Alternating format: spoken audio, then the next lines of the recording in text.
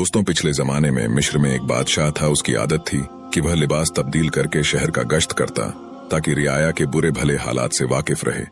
एक रोज बादशाह अपने वजीर के साथ शहर में गश्त के लिए निकला। एक छोटी सी गली में मकानों को देखने लगा कि ये गरीब किस तरह अपनी जिंदगी बसर करते हैं। इन्हीं मकानों में औरतों के बोलने की आवाज आई। बादशाह गुफ्तगू सुनने के लिए ठहर गया। दरवाजे के दर्ज में से झांक कर देखा तो 3 नौजवान बहनें चरखा काट रही थीं। उनमें से बड़ी बहन बोली कि अगर मेरा बस चले तो मैं नान भाई से ब्याह कर लूं और इस मशक्कत की जिंदगी से निजात पाऊं। मंजिली बहन बोली कि अगर मेरा बस चले तो मैं बादशाह के बावर्ची से निकाह कर लूं ताकि उम्दा उम्दा खाने रोज मिले। सबसे छोटी बहन ने कहा कि जब तुम लोग ख्याली पुलाव पका ही रही हो तो मैं भी बादशाह से ब्याह क्यों ना कर लूं कि सारा मुल्क मुझे मलिका कहे। यह कहकर छोटी बहन हंसने लगी।